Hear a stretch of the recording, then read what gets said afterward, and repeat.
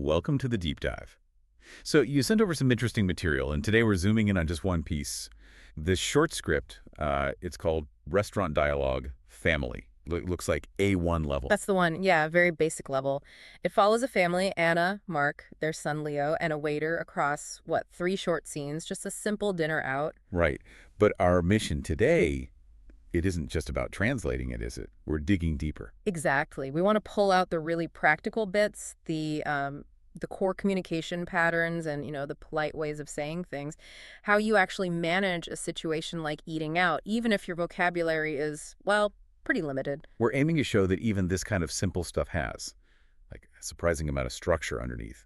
We're looking for those high-utility phrases, the ones you can learn quickly and use almost anywhere. Think of it less like a language lesson, more like a communication blueprint. Yeah, absolutely. Looking at dialogues like this, it's probably the quickest way to get a feel for let's say, the grammar of politeness. How to start, how to keep things going smoothly, and how to wrap it up without, any awkwardness. Okay, let's get into it then. Scene 1, they arrive, order drinks, talk about sharing food. It kicks off with the waiter. Super standard, friendly opening. Good evening. Is everything fine? You can't get much more fundamental than that, can you? It's polite, open, not too pushy. And Anna's reply is just as simple. Yes, thank you. Clean, positive, sets the stage.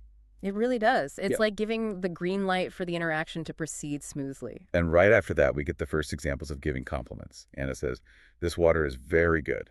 Straightforward. But then Mark, talking about the lemonade, he bumps it up a notch. He says, and this lemonade is delicious. Okay, so good versus delicious. Is that difference really important at this basic level? Seems subtle. Well, it is subtle, but I think it's valuable. Good is like, okay, baseline satisfaction, check.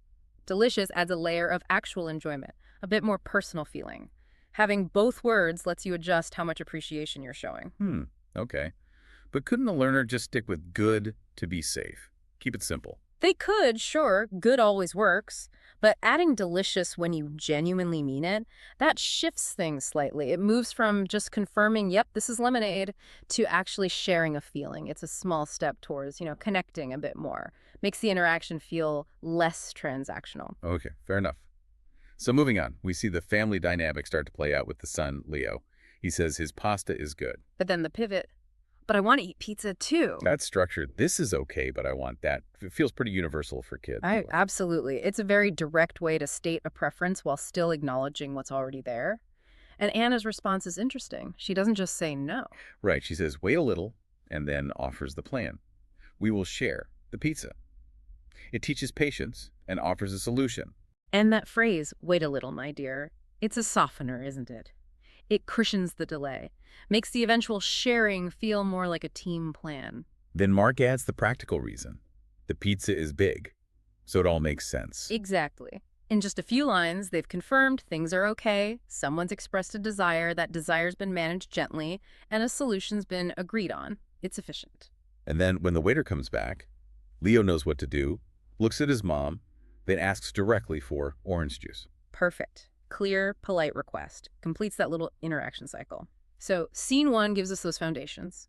Saying things are okay, giving simple compliments, and asking for something specific. The core logistics, basically. Pretty much. Okay, let's move into scene 2 then. The main course arrives. This is where things get a bit more detailed, right? More than just ordering. Yeah, definitely. Mark and Anna go beyond just good or delicious now. Mark says the pizza is very tasty, another good positive word. But then he adds, why? It has a lot of cheese. That specific detail. Right. And Anna does something similar with her salad. It's very fresh, and she specifically likes the chicken in it. For someone learning, that's a really useful step up, isn't it? Yeah. Going from just, I like it, to I like this specific thing about it, shows you're actually paying attention. It absolutely does. It makes the feedback feel more genuine, more thoughtful, and it builds confidence, too, showing you can talk about why you like something, even with simple words. Then, sort of out of the blue, Leo changes the subject. Daddy, can we go to the park after dinner? Huh? Yes, the classic kid request at the dinner table. And notice how it's handled. Mark doesn't say yes or no immediately. He asks a question first. Is it dark outside now?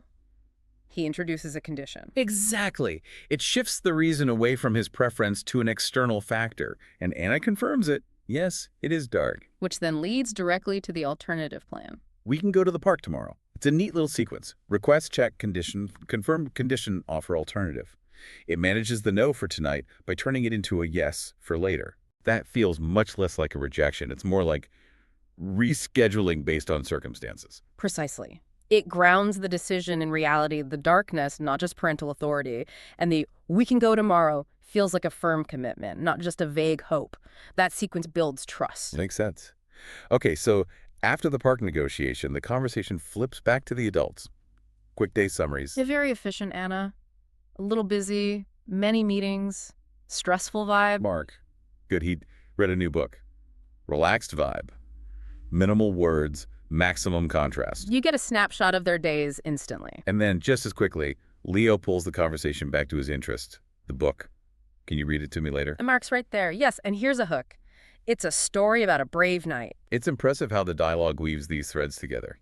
Logistics, adult chat, kids' interests, future plans, all with really simple language. It shows how conversation flows naturally, even in these basic scenarios, from park plans to work stress to bedtime stories. Okay, scene 3, finishing up, paying the bill, Yeah. final interactions. Yep, the waiter comes back for the final check.